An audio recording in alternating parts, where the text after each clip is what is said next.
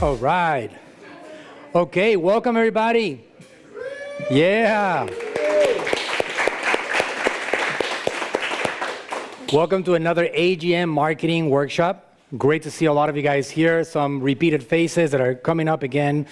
Keep trying to conquer the marketing world. That's what we're all about over here. So again, we want to have you guys feel at home. And for those of you guys that are joining us remotely on Facebook and YouTube, I appreciate your time very, very much.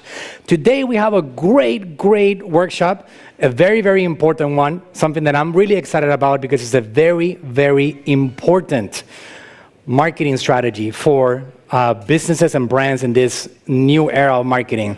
And we have the best possible person that I could think about in the world to talk about this subject, somebody that I respect a lot, somebody that is a marketing ninja herself, and she has been doing this for quite a while, many years. We've known each other for quite longer than we knew each other from before we knew we had potential to build brands and businesses. I've seen her growth over the years, and she has used a very, very powerful strategy, which is called influencer marketing. And she knows how to do it better than anybody else. And I invited her to be a speaker at AGM because we're trying to conquer the marketing world here together.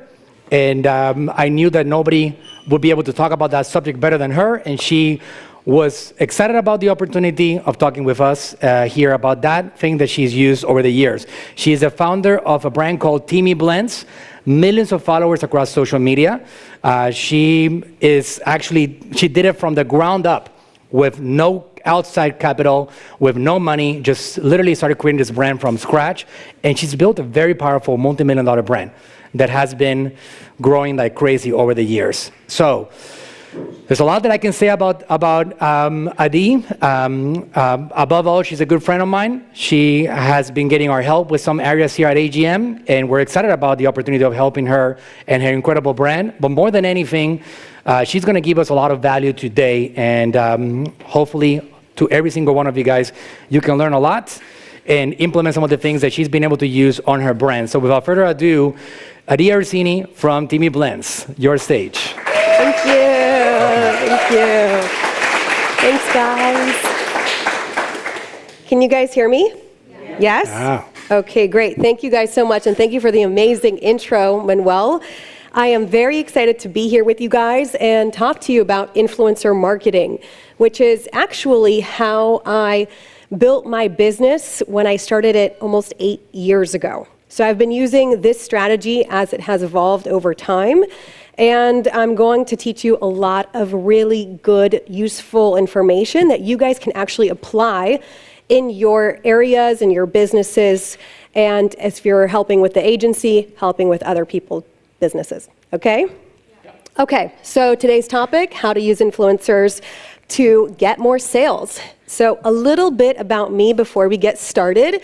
I served in the military as a combat fitness instructor for artillery soldiers, so don't mess with me, okay? Because I'm strong. I'm also a certified personal trainer and a certified health coach. That's really what I thought I would do with my life. I was not on a trajectory to become a business owner. I didn't go to college, didn't have any business background, any marketing skills. I really thought I was going to be a personal trainer. I was a spin instructor. That was my passion. That's what I did in the Army. That's what I thought I was going to do afterwards. And life kind of took its own turn. And I founded Teamy in 2013 because when I left the military, I had really bad digestive issues. My digestive issues were so bad that I was going to the bathroom 1 time per week. That's just what it was. It's not pretty, it's not a fun topic to talk about, but that's what it was. I tried everything, clean up my diet, drink more water, exercise more. I felt very embarrassed about it because I was from the nutrition and the fitness world, and for me to have this problem and not be able to really solve it at its root, I felt very embarrassed about that and very uncomfortable in my own body. So when I finished the military, came back to Florida, moved in with my mom, tried lots of different things, read a lot of books, and founded Teamy because I was looking for a natural program that I could do for myself that could completely detox my body, reset my gut health so that I would have an operational digestive system and that it would work. So that is really how I started Teamy. Where is Teamy today? So when I started Teamy, it was in my bedroom, just so that you guys know, when I lived at my mom's house. I had created one product, the 30-day detox program, and I had made 100 units of that product, and I didn't know how I was going to market it. I didn't know how I was going to sell it, but I knew that I wanted to sell this program that I had developed, that I had formulated for myself through natural herbs and plants that I wanted to help other people. That was in 2013. So today, we have a multi-million-dollar lifestyle brand that encompasses 3 categories. So we actually upgraded from detox to inner wellness to natural skincare. The reason that we did that is because we gained so much love from our customers and so much brand loyalty that they didn't just want one product. They said, okay, I did the detox and it was amazing.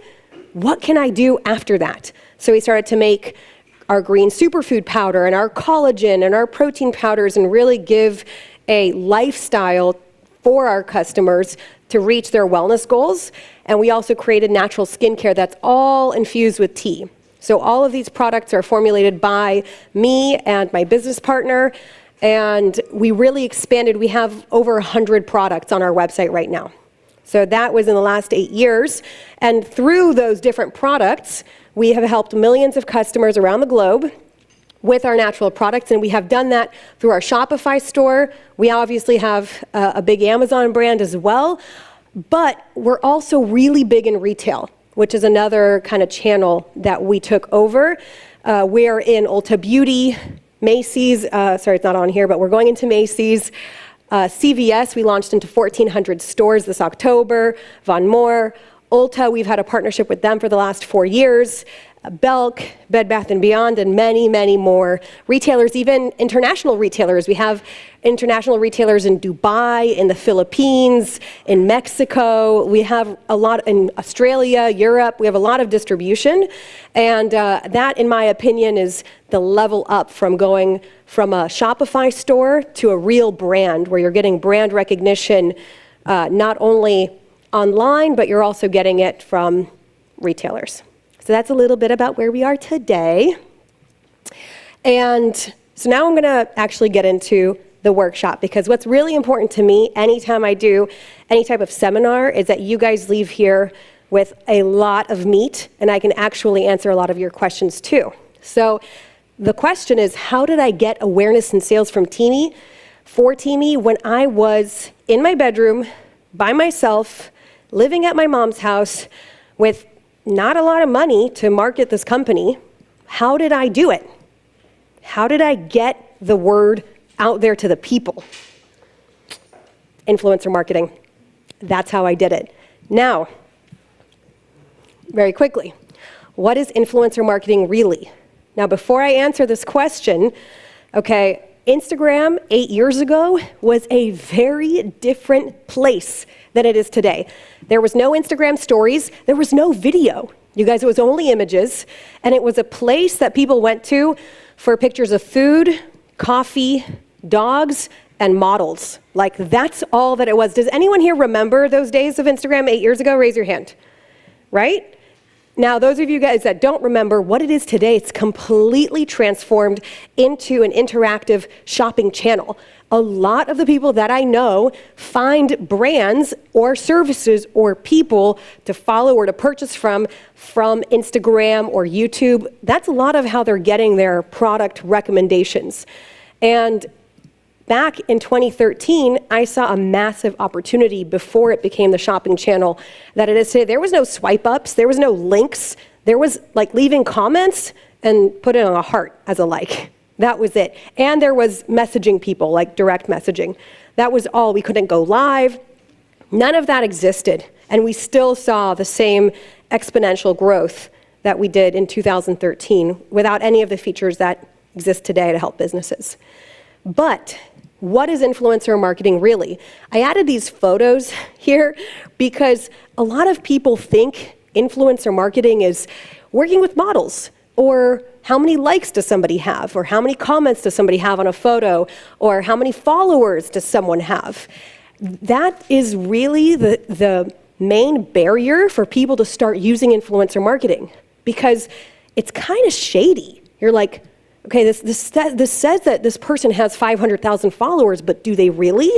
And if I give them my product, will they sell it? There's all these questions where with Facebook or like Facebook ads or Amazon ads, it's more numerical and it's more transparent. You can see how much money you've invested and how much money's come out. Influencer marketing, there's no dashboard in the back of Instagram that's going to tell you what the return on investment is going to be on an influencer.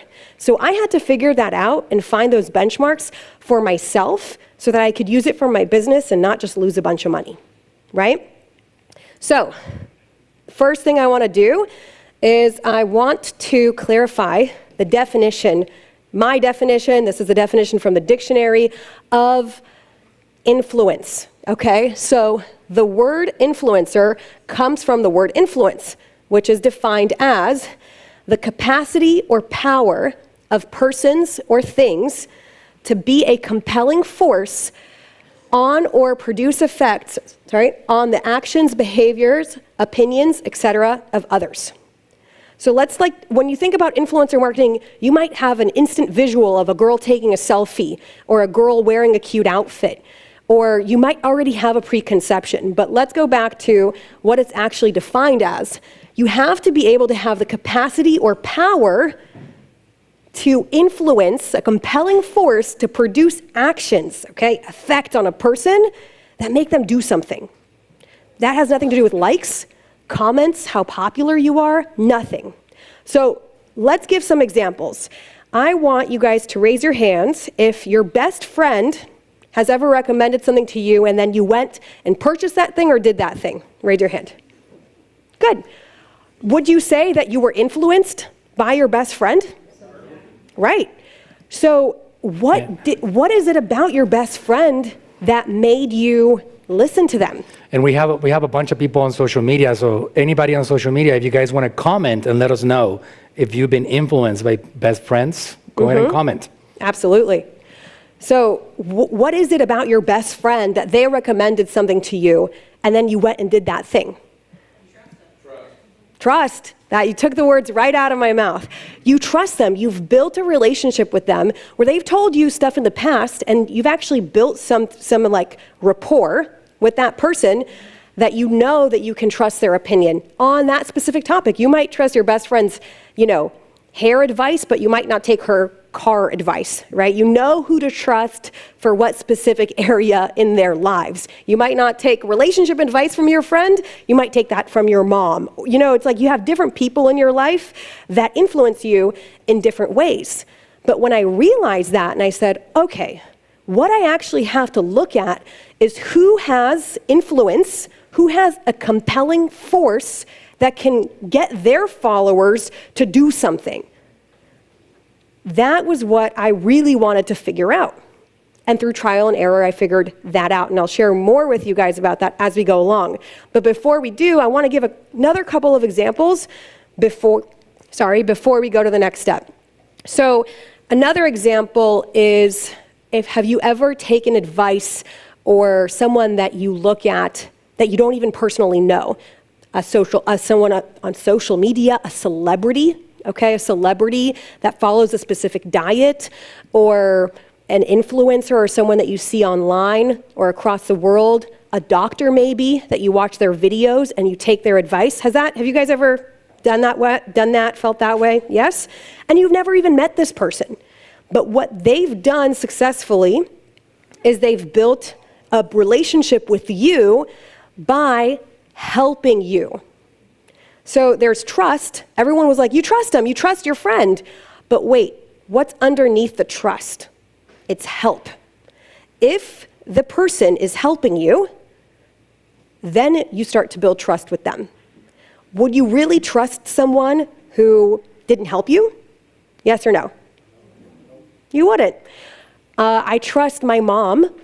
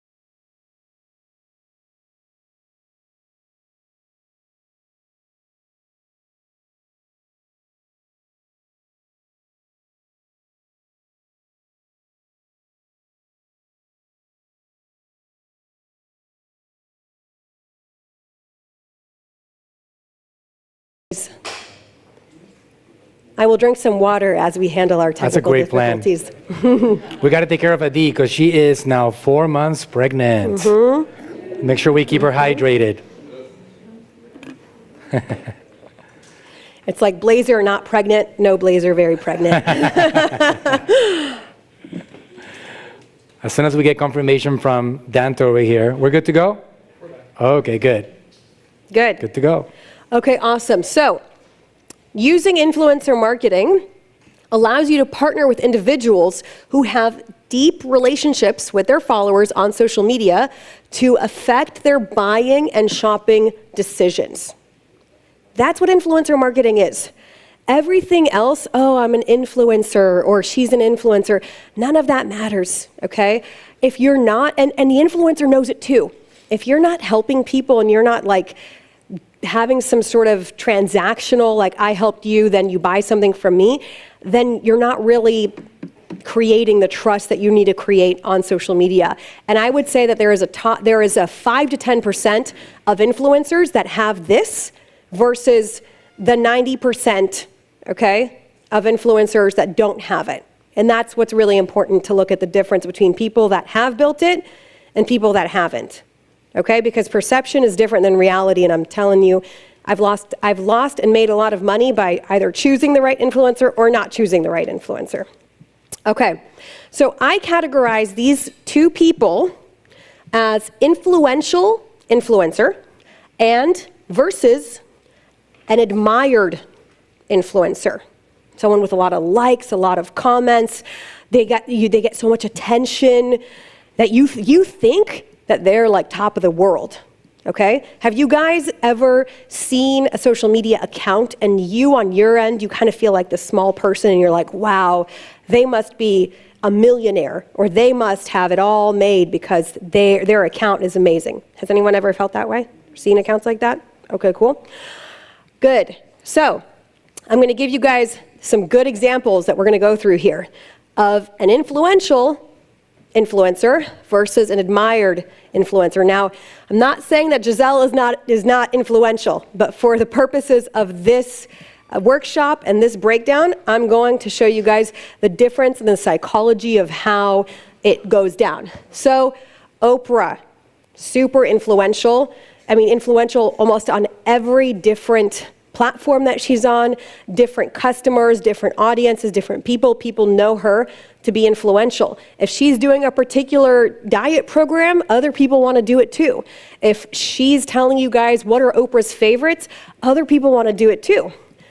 How did she get there? What made her influential? So, what? Being honest, good. So she created a personal relationship by being honest. I mean, the amount of times that you've seen Oprah cry on camera or have real deep conversations with someone on one of her shows, right? It's quite often, and she's built that by being real and relatable and honest. She has a relatable personality. She's not someone that you look at and say, I could never look like her or be like her. You feel that she could be somebody from your neighborhood, or she could be somebody from your life that you could relate to in that way. And she communicates with the audience authentically and very real. So she doesn't have a persona or kind of a front that she puts on when she speaks to her audience, okay? Now, let's talk about Giselle. I mean, she's beautiful, she's stunning, model, amazing career. I mean, she's incredible, right? Married Tom Brady, beautiful mom. Now, why would I put her in the admired category versus where I put Oprah in the influential category? So, Giselle, she is idealistic. People want to be her, okay? They want to be like her. They want to have her body. They want to have her life. They look up to her so much that they actually almost feel detached from that person. She's not relatable to most people. I mean, I'm not married to a football star, right? I don't think that I could be her height, her physique, so I don't necessarily relate to her. And she doesn't communicate or share openly. She's very private about her life. And if she does share something, like if she was to share, her favorite skincare routine, maybe her fans, I'm sure that there are people that would buy from her and that would listen to her. I'm absolutely sure of it. But who do you think I would want to partner with more as a brand?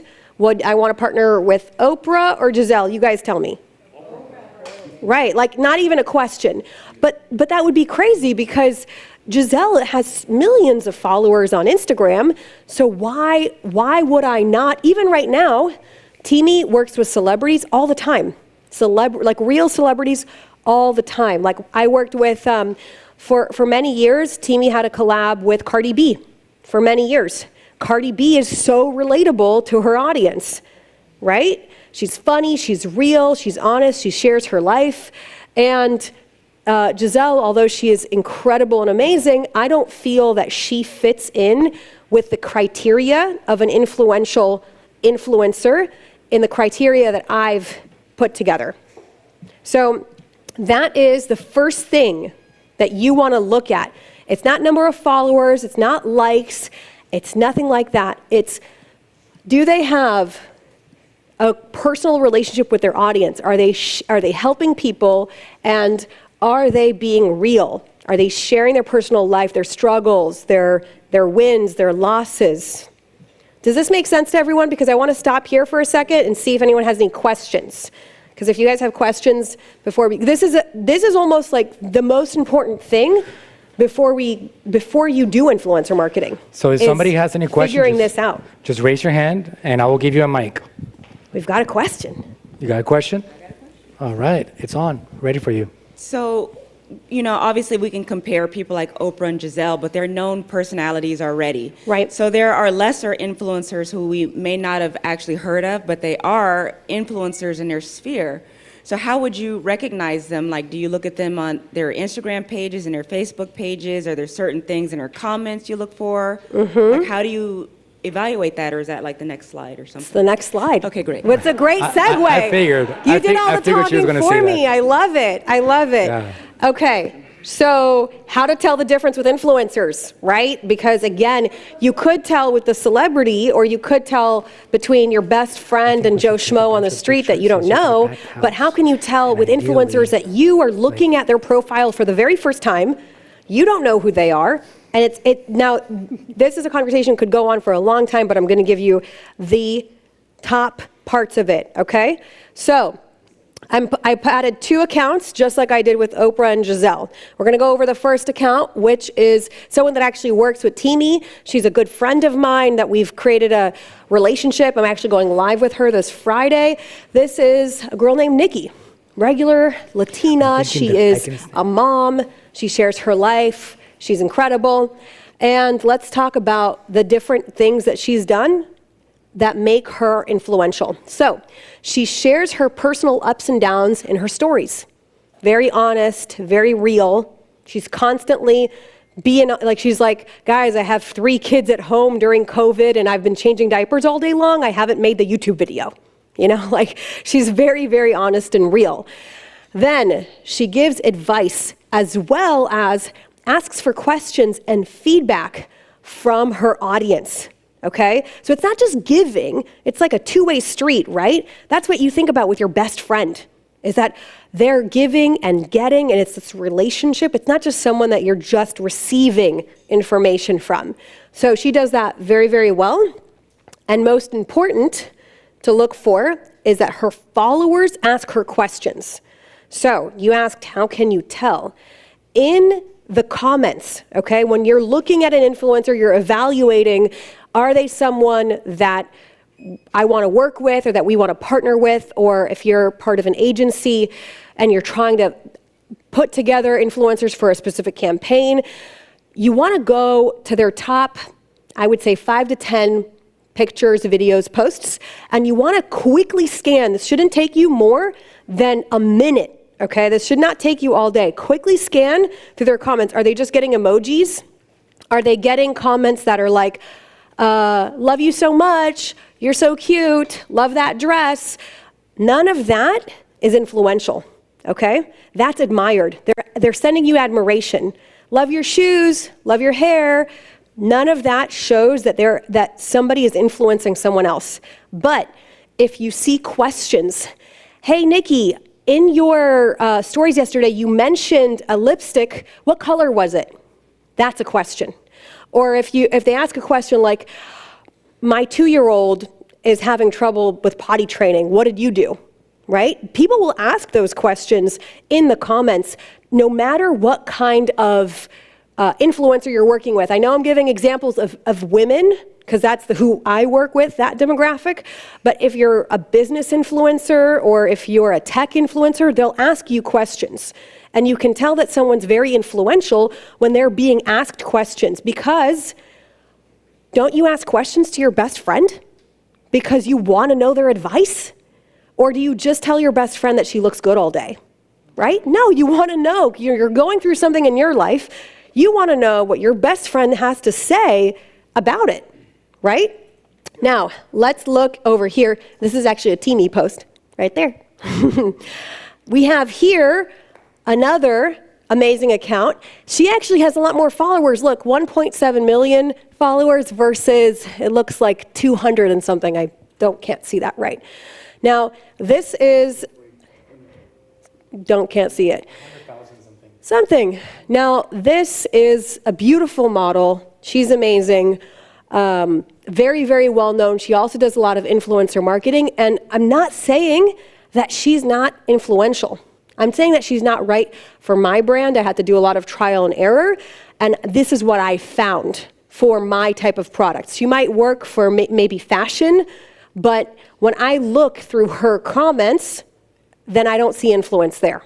But I'm not saying that I can 100% say that she's not influential. It would have to be the right timing, right product, right price, right promotion in order to make it work. So she only shares idealistic model life, a highlight reel, okay? Have you guys ever followed someone that only shares the good in life, the highlight reel? Raise your hand, right? So do you feel by those people, be honest, do you feel like I will buy anything that person recommends? Yes or no? Can't hear you, yes or no? No, because they're just showing you what's good. I want to know how you got there. I want to know about that fight you had with your husband and how you fixed it. You know, I want to know what happened. I want to know about your low lows, okay? And she doesn't create any personal connection. When you're looking at an account, do you see how she's sharing things and you want to be part of her life? And when you're looking at this account, you're looking at it. You're not in it, you're looking at it from the outside in. That's how I feel with Giselle. I'm looking at her life from the outside in. With Oprah, I'm like, Oprah could be my best friend, right? So same thing here with this account, with this influencer. And most important to look for, her followers leave admiration in the comments. So you're gonna see a lot of emojis, a lot of you're so beautiful, a lot of can I marry you, a lot of, they're not people like, hey, now she's actually a business owner. She built a bikini brand. There's not a lot of people asking her questions about how she built her business or things like that. Now again, I'm sure she's very influential. I'm not saying that, I'm just saying when I'm looking at it, who would I work with? Who would I pay my partner to, right? I think, do you have a question? Yeah, hold on, we have to give the mic. Also, I don't know how I'm running on time. Okay, good. So yeah, here's a question I have Yes. for these two that you're showing these examples of. You mentioned their comments. Are they responding to some of their comments? That's also important. Are they engaging? What's the engagement level like? That is correct. Are they responding? And you can see there's even some big celebrities that will respond to comments because they actually care about their following, they care about their audience, and they care about that. Now, when you say engagement level, a lot of people get like confused about that word as if they have to find some sort of percentage, you know? Like what is the percentage of their engagement versus their followers? We can go into all of that, but that's a very hard percentage to really clarify. So how you can look at it is basic communication 101. Are they responding? Like my friend said over there. Are they getting questions and then they're answering those questions? Or sometimes you'll see with accounts that the followers are actually having a conversation between themselves. Like they might ask a question like, hey, does anyone know what makeup palette Nikki shared with us on Tuesday? And then someone else, another one of our followers will answer. Like they're so dedicated and they love them so much. And that's what I realized when I started going into this world. I'm like, oh my God, people feel for real that these are their best friends. And there are only specific influencers that have been able to build that you go to your Instagram or you go to your YouTube looking forward to see what that person did in that day or what their product recommendations are. And that would be the same with your best friend. You want to know what happened in their day. You want to know what's going on in their lives. So the influencers that are creating the best friend connection, those are the ones that you want to work with. And you want to look, are they helping people? Do they have trust? Are people asking them questions in the comments? Are they sharing their personal life? Are they relatable? Those are the things that you want to look for. And if all you're seeing are emojis and admiration of comments at the person, then you need to be a little like, whoa, let me see, okay? Can I say something here? Yeah. This is such a valid point right here that I personally never paid too much attention to, but it's so good because there's so many variations of these people on social media. So you got to find out which one is the right for you. So you look, for example, we have an influencer in the house, good friend of mine, Rudy. She is that side. Her followers ask questions. She talks about her life. She connects with them. And you will see it in the engagement all over the place. And then there's the other ones that it's just like, it's all pretend. So it's not about the count of followers up there. It has nothing to do with it. It's more what she's saying as a system. If you pay attention to that, you're going to win more often than not. That's a good point. Yeah, and we can give, if we have time, we can give more examples as well of the difference between the two, because I became very good at it. Like, I can look at an account and I can tell you sometimes even without looking through the comments if I would work with them or not. And that's just from repetition.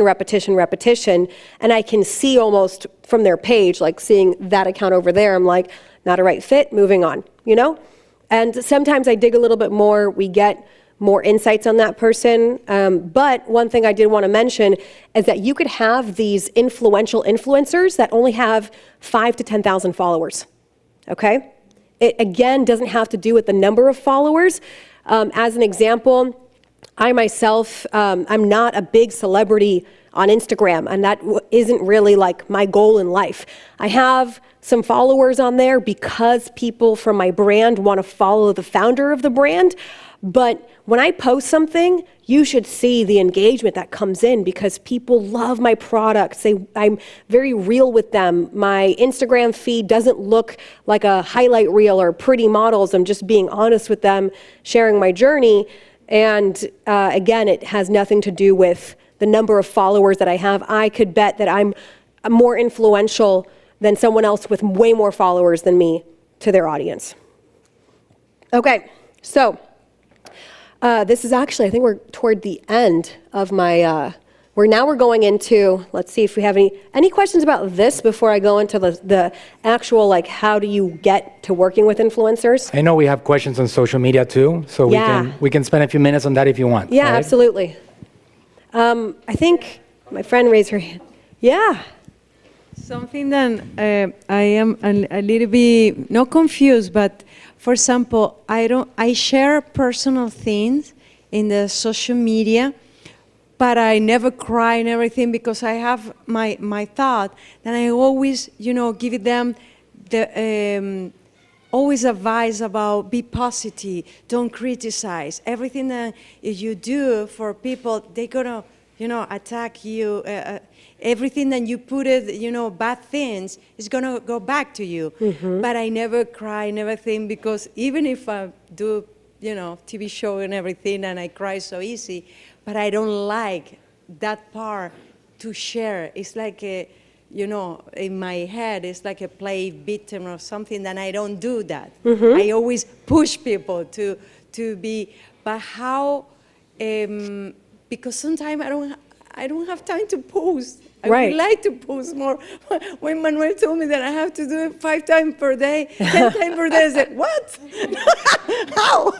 Right. I don't have. Well, that's a very good question. Number one, do you have to share crying and emotional, vulnerable things to create that personal connection? Absolutely not.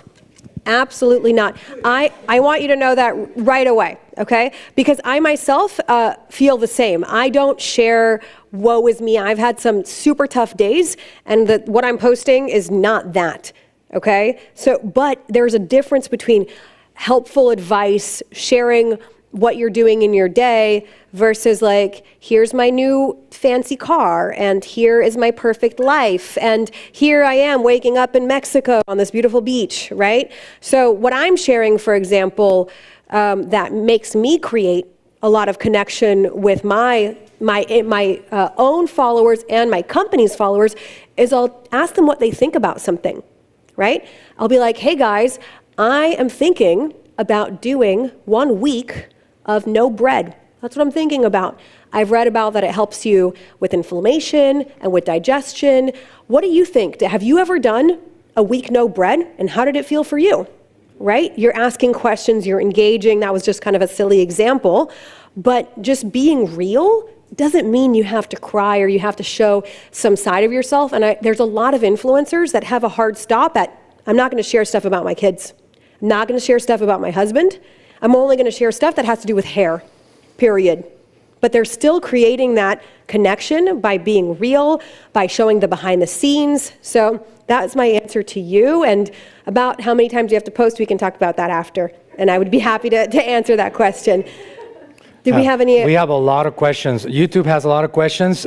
Some of them are very similar. So I don't know if you're going to talk about that here, but they're asking, how do you contact an influencer? How do you, there's many variations of the same question. That's the next slide. So do we have any questions about this, or should I go to the next slide? I have a question. Yes.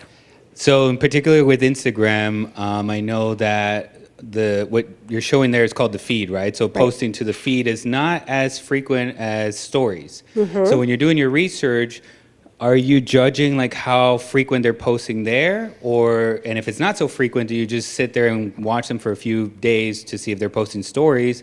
Because when they post on stories, then you can't see the engagement. So I'm wondering if you have any tips on that. I do. I always look at the stories. I didn't in the past because they didn't exist, but I always look at the stories, and when I'm telling you guys, it should take seconds. It should be like feed, look around, click, click, click, look at the comments, yes, no. Okay, do they have the little circle around the stories? They do. Okay, what are they sharing? First thing I'm going to look at is, are they sharing things that are selfie style this way?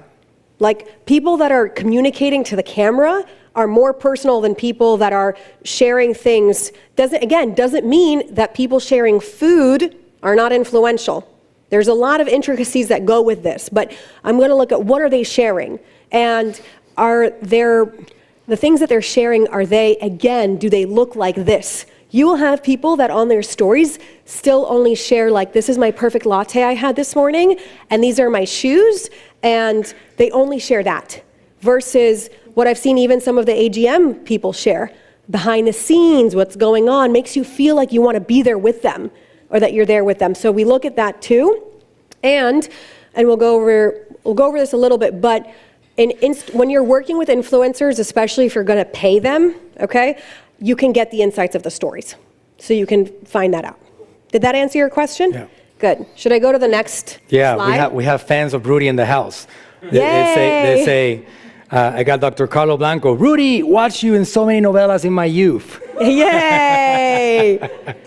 Love that. Love that. Okay, let's go to the next slide. So the influencer marketing cycle, okay? What are the steps? How do you do it? So I'm gonna say them all, and then we're gonna go through them step by step. Research, source, and find the influencer. Contact the influencer. There's an agreement and on a negotiation on the deliverables. You send them product or give them access to the service that you're promoting. You follow up and get the deliverables. Schedule a date to post. Track the results through LinkedIn codes, analyze if it was a success or a fail, and repeat with more influencers that have similar common denominators to your successes versus your fails. Simple enough, right, guys? Great. Right. Clap it up, guys. Yeah, Yay. easy. Okay, so research and source. That's what we kind of talked about with the influential versus not influential. You're going to find people on Instagram, and you are going to try to find a specific audience. So do we have anybody in the audience that has a particular product that they would want influencers to sell that I could use as an example? Anybody wants to volunteer their brand? Yes. Okay, microphone. Just the style of the product that it is. It's a plant-based energy shot. So Great. Perfect energy, perfect. Plant-based energy shot. So I'm going to do this whole thing as if I was doing it for a plant-based energy shot. Great. So with the research that I'm doing, I want to ask, like, who would take this plant-based energy shot? Is it people that are looking to improve their health? Is it nutritionists? Is it athletes? Like, who is it? I'm going to find out who that is, and I am going to find them on Instagram, and I'm going to do that, and I'm going to take screenshots of their profiles, because I'm going to build a ton of screenshots, because I'm going to contact them later. This is the free way. There are paid ways to do that. I'm Jewish. I don't like the paid ways. I like the free ways, okay? So you take screenshots, you take a screenshot, and this is a little tip. I'm sorry I don't have slides because I wasn't going to go deep into this because this was more like an intro talk, but I'm going to give it to you now. By the way, if you guys like it, if you guys like the subject, she did already volunteer that she's willing to put a second workshop later on, all right? Yeah, this is more like because each one of these topics could do a whole hour. Just on sourcing, we could do a whole hour. On contact, like on each one of these things, we could do an entire hour on how to actually do it. But when you're looking at an Instagram account, okay, if you guys want to open up your phones, we could do it actually live. Find an influencer or somebody that you like on your phone. You can do this or not, okay, as I'm saying it. And there are 2 tips. Number 1, next to, right underneath their bio, will be a little blue down arrow. Some accounts it's disappeared, some accounts it's still there. When you hit that little down arrow, it's going to show you similar accounts to that person. So if I worked with Nikki Glamour and I know this account crushes it for me, I want more people like her, that look like her, that are Latinas, that have children, or that have the same demographics that she has. And I want to work with those people. So by going to their profile, right underneath their bio, there's a little blue down arrow. You can find more people. If you don't have the blue down arrow, go to the top of their profile where it says following. Okay? Who is that person following? Because you can be sure that they're following people that are just like them, right? If I love smoothies and all I post about is smoothies all day, you are gonna be sure that I'm gonna be following a ton of smoothie accounts. Does that make sense, guys? Yeah. That you would follow the same, I mean, if you're part of a roller skating group, you would wanna be with other roller skaters, right? You wanna be part of the group that you are doing that activity or that passion or that thing. So if you found someone that you wanna work with, check out who they're following. Go to their page, screenshot. Go to their page, screenshot. Take 50 screenshots. Then you can go through and you can see, do I want to work with this person? Are they influential or are they not? So that's the quick answer on research. Oh, no. Oh. I'm going to show the example live with you. Yeah, great. Let's do it. So for those of you guys I'm showing the example live because my microphone was off. But what she just said right now, I'm on Instagram. You can see it in the screen over here. This is my phone. I'm going to search for example, a competitor. You guys know I have the Natural Slim brand. I'm looking for people that are... Let's do not brands. Let's do people. People, okay. So let's do Nikki Glamour because we talked about her. Nikki Glamour. Let's look at that same example. Nikki Glamour. Is it N-I... KK. KK. No, you put a C in there. KKIGLA. There she is, the second one. Yeah, good. Yeah. Now you see this little down arrow right here? I'm going to click that down arrow. Look at these suggested. People. Okay. And I see all those people there. Now what you would do, so go back, Manuel. Click on the first, no, go back a little bit more. Click on this person. That's the first one. Good. And I would take a screenshot. And then I would go back. Boop. I'll save it like that. Screenshot. And then I would go back. So saved. And then I would hit back. So you don't forget them. Right, and then I keep going because I'm on a roll here. So I want to go back to, I call this the origin account. Where am I getting the other accounts from? What's the origin? This is the origin. And then until I kind of hit a wall and I'm kind of done, then I could go to the following, because this little down arrow, you guys, not everybody has it. Some accounts don't have it. It's an Instagram thing. So I could also go down this list, right? It's usually the top people that are people that she interacts with a lot. It's not 100%, but this is the second place that you could find people that are just like her. Now, there's other ways to do this with hashtags and way more other things, but I think that's enough to show before I go to the next step. So here's a question about this. When you see the blue check mark, does that mean that maybe I should pay attention a little bit more to that? If you're ready to like pay big money, sure, but... Usually the verifieds are going to be higher. Sure, but is Nikki Glamour verified? She's not, right? No. No, she's not. Okay. Am I verified? No. Is Manuel verified? Do I trust him on marketing stuff? I totally do. So, of course, verified stuff is cool. I love it. It shows that they have some sort of authority, but that's not the end-all, be-all. It definitely shows some authority. I'm bringing the slide. Uh-oh. Any other questions while we get the slides? Yes. But wait, I know that we have to Ollie do a microphone when she asks the question. Yeah. Hi. Hi. Not just an idea. The three of us do art. Yes. We're fine artists. Beautiful. So just to have it in mind. Yeah. We're trying to figure out who to connect with. After this, we'll Yes. talk about that. But this, first of all, we're doing, let's go back. There we go. Oh man, I don't want to run out of time, you guys, so I'm going to try to hurry it up, okay? Is that okay with you? Go past a few minutes, it's okay. Okay, I have no idea what the time is, so I'm going to do my... Okay, now I know. Okay, so then you contact them. The way that you do that is most of the time they have it in their bio or there's a little email button or contact button. People want to be contacted. This whole idea of like, how do I get in contact with these people that have 500,000 followers? They want to work with you. There is no like, they're too cool for you. And I think that also holds people back. They put the email in their bio or there's an email or contact button. Okay? Email them. You do an agreement or negotiate on deliverables. Okay? Again, a different workshop, but are they doing Instagram stories? Are they doing a feed post? Are they doing a reel? Are they doing all of them? What is it that they're doing? Is it going to be free in exchange for a product for my plant-based energy shot? Or is it going to be that I'm going to be paying this person in exchange for them doing this marketing for me?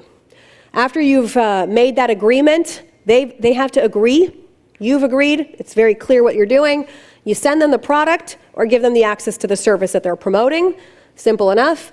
Follow up to get deliverables. I cannot tell you guys how important this step is. Once you have sent them the product or sent them the service, you have to ask them, did you get my plant-based energy shot? Did you get it in the mail? Did you try it? How was it? Because influencers get stuff mailed to them all day. They're not going to remember that you had that conversation and you had those deliverables. Some will, some won't. You have to follow up, and it's your responsibility as the marketer to get it done. It's your responsibility. Don't you for 1 second think that the influencer will take it upon themselves to make it happen. They're busy. They're fancy people, okay? We need to do our job. We contacted them. That means it's our responsibility to see it through the whole cycle. Okay, schedule a date to post, agreed upon, you get all that. Track the results through links or their codes. That is the only way that you're going to track their results. Links and codes, I would do both. And then you analyze success, fail, and for every business that's going to be different.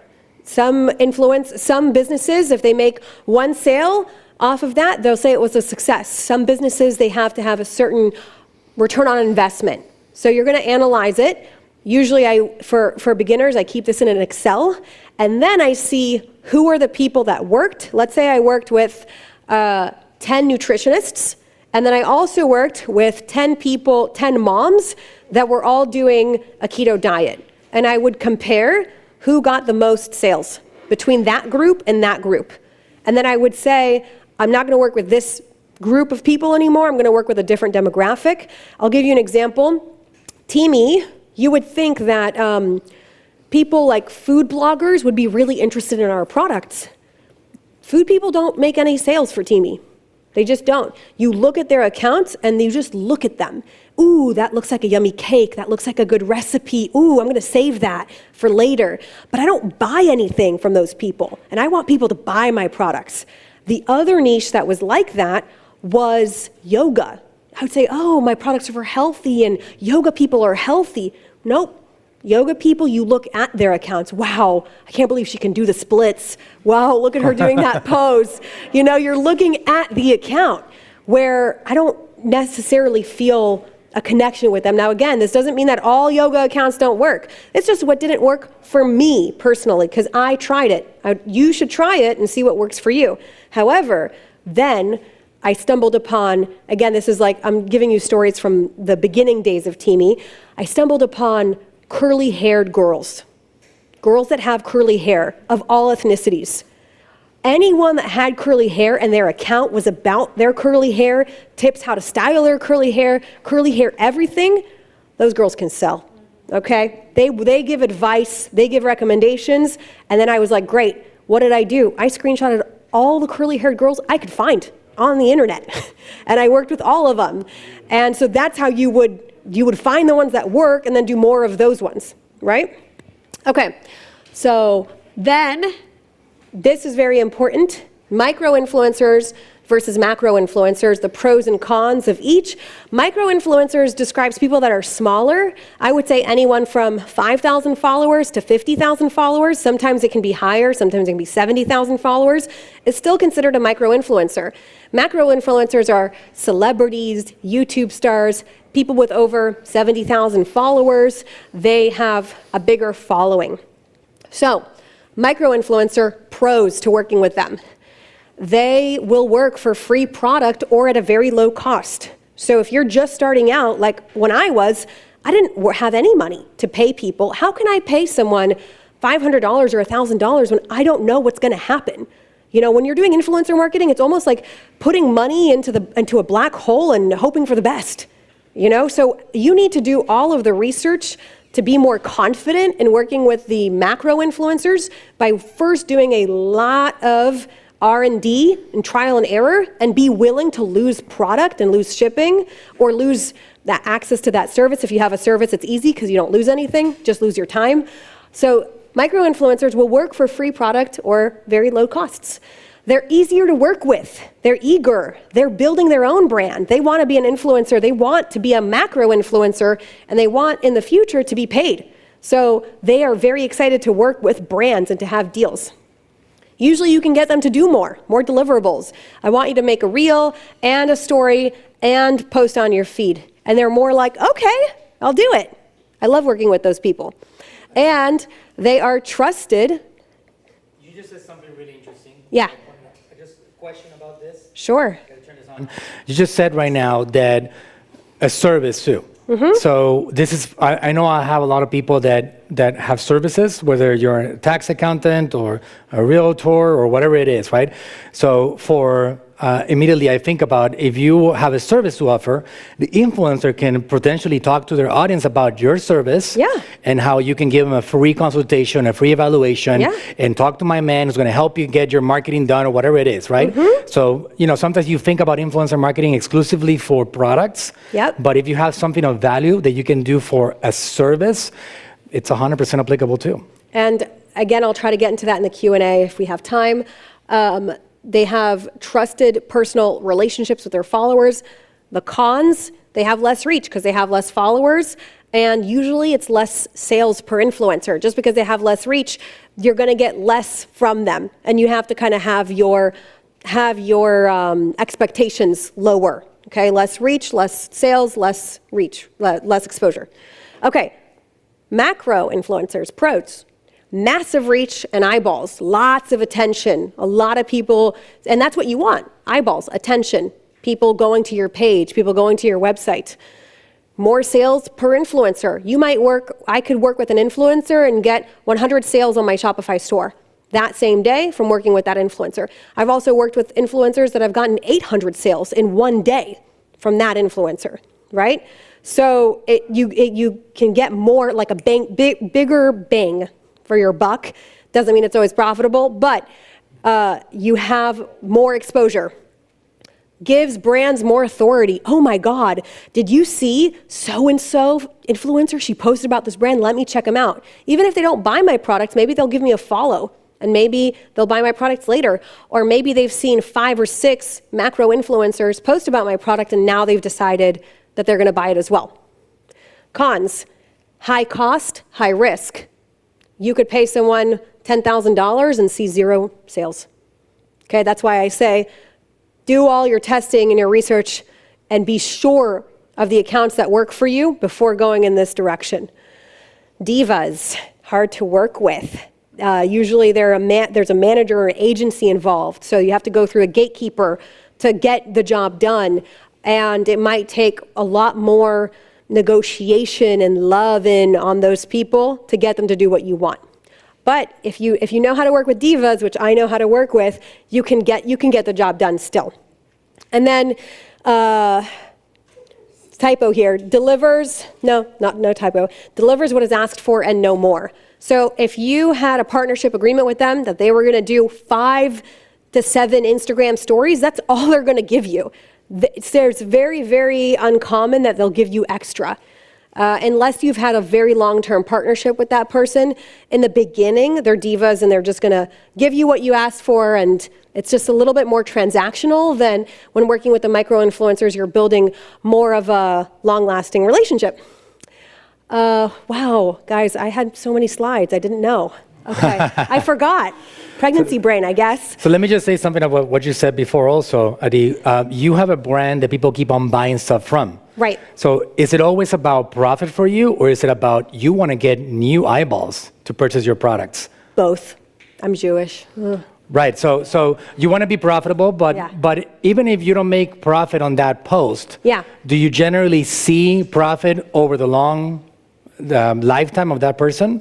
It depends on how much that influencer brought back. If they brought back 50 to 70% of my initial investment, I call it a win. Okay? So if you paid put someone- $10,000 and you and they get brought back- $7,000 in sales, win. Okay? And yeah, even if I get 5,000 back, not a huge win, not very excited, but it didn't bomb. I didn't get nothing, right? I was correct about something. I was correct that the influencer had power. I was incorrect about the price that I agreed to pay them. I really want that to be understood, because it's not always about the profit on the front end. It's not always about that. You want to get acquisition, prospects to actually purchase your stuff for the first time. And then it's your job to increase that lifetime value.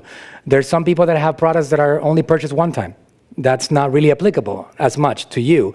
But a lot of the brands that are here, Adi's, my brand, we want to get people to continue buying from us. So an initial purchase of $70 that cost me $100 to get, that purchase is worth $500 over the lifetime of that person, a year and a half. So something to keep in mind, if you put $10,000 and get $7,000 back, it doesn't mean you lost money.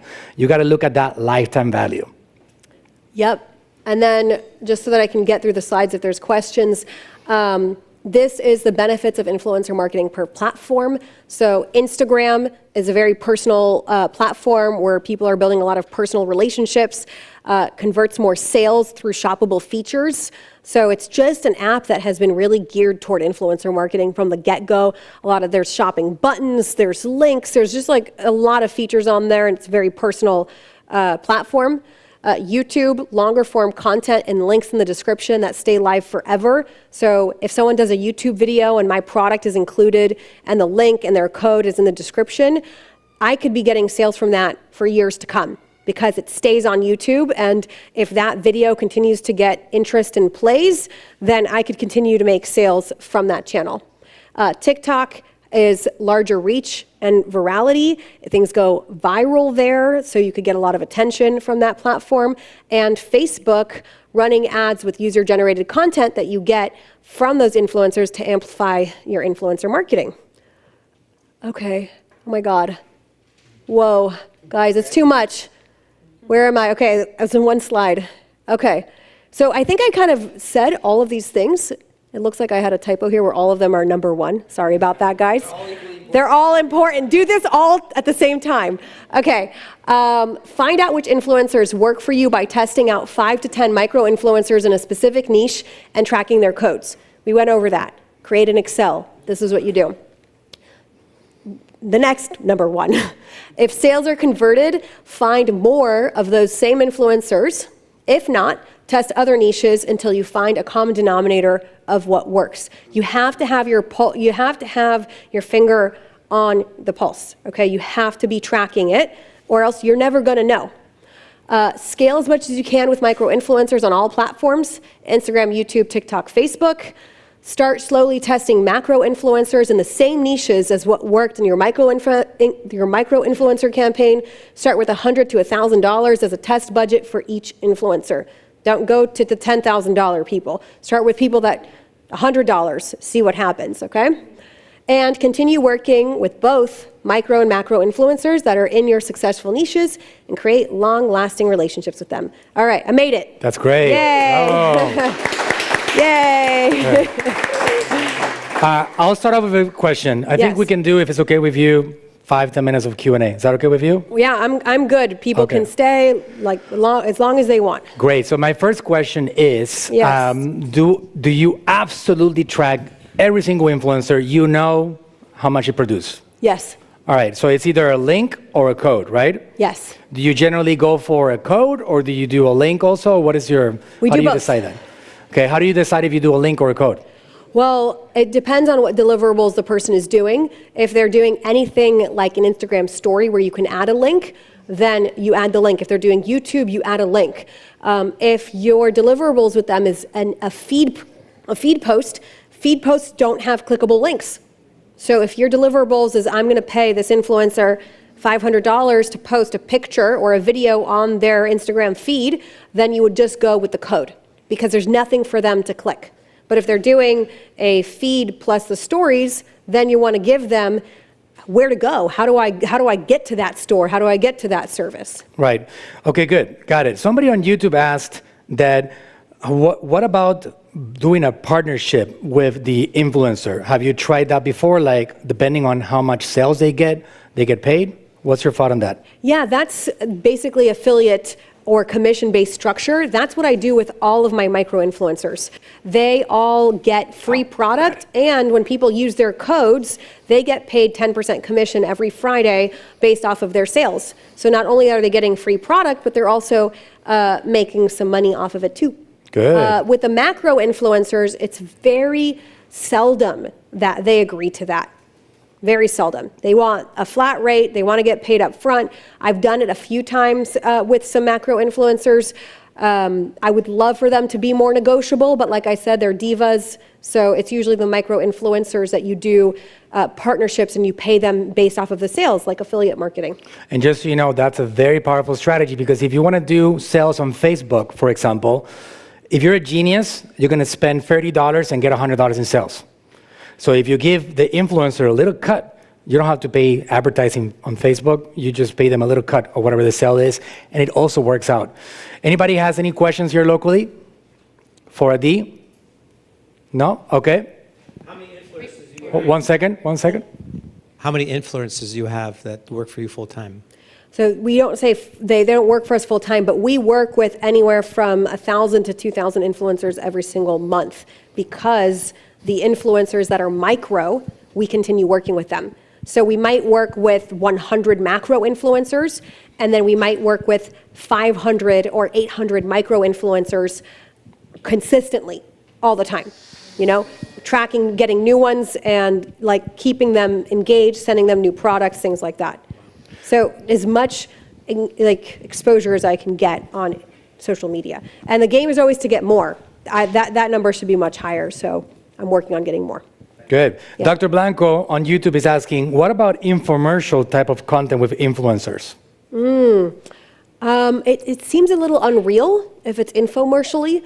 Influencers, you can give them a type of script or guidelines. That's super important. You have specific selling points because if you don't give them those guidelines, they'll kind of do whatever and the content won't be so great. So you can do kind of infomercially like, hey guys, I wanted to tell you about this product, this energy shot that I've been drinking for the last 7 days. I used to be addicted to coffee, but now I'm drinking this energy shot.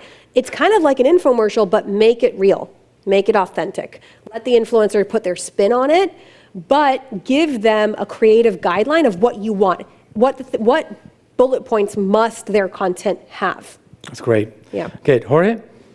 She just answered the same question. Oh, the same question. Good. Okay, good. Jake? How do you handle, you guys hear me? Cool. How do you handle influencers who reach out to you but don't fit your criteria of an actual influencer? That's a great question. Wow, good question, Jake. Good question. What we, and my brand needs to do this even better, but what we do is we put them in the micro-influencer category, and we give them a code and a link, and we're like, hey, here you go. Like, go promote this, see what happens. If they make sales, send them out product. It's basically a bonus influencer. Just give them a little bit of product. However, I've had people contact us, for example, that their accounts are not PG-13, let's just put it that way. And I would not want my brand, or even I wouldn't want them talking about it because it's not a good look for my brand. Those people, what we say and what I've always said is, thank you so much for reaching out. Our influencer marketing campaigns are booked right now. Reach out in the future. Good. Yeah. Good. All right. One more question in the audience. Okay, let me do this. How many people you have in your employees in your organization to handle 800 micro and 200 macro?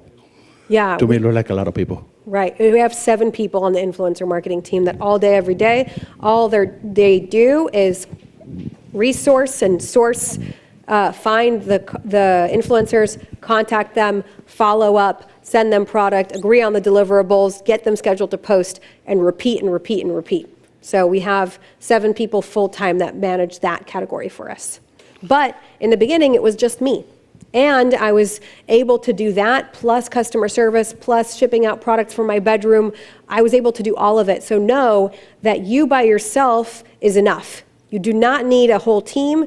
You just need to say, I'm going to do this X amount of hours per week and see if it's worth it. If it starts to get you traction, then you want to follow the money, right? So if it starts to do well, do more of that. Very good. Okay, so last question, we got one in social media here. It's a little bit technical, but I think it's important to answer. Danielle Latanzi, can we spend some minutes on how to track which links and codes is best in order to track? I can say the part of codes, because the codes is like, if you have a Shopify site, you just create a code for the influencer, and that code is unique. Any e-commerce site is gonna give you a code that you can assign to that person, and I would assume you have a spreadsheet with this influencer, this code, and you can track the sales. But Adi, you want to answer on the links and how do you? It's a little hard to do it without the visual of Shopify, but for that same code, you can get a link that has that code embedded into it. And the other better way, which is also something that we're trying to automate too, is to create those links to have UTMs in them, which is adding like a little code into it that it will be tracked better in Google. But I think that that's a little bit more of a technical question that I would have to show you guys how to do in Shopify and in Google. That's right. But you get the idea, right? The simplest way to get started, a code on your website. Well, fantastic. Adi, thank you so much for being here with us tonight. You're welcome. She's been amazing. Let's give her big hands. Thank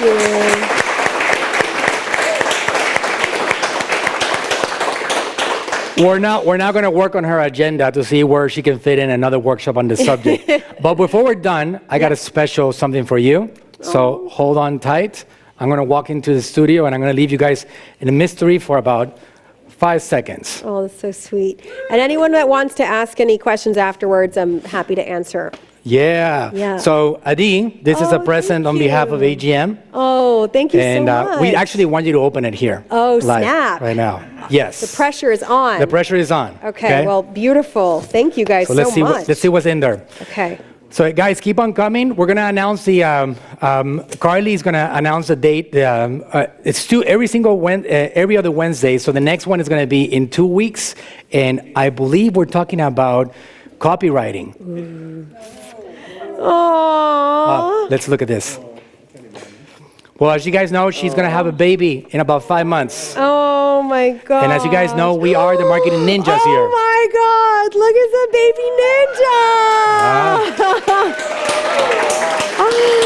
I love it.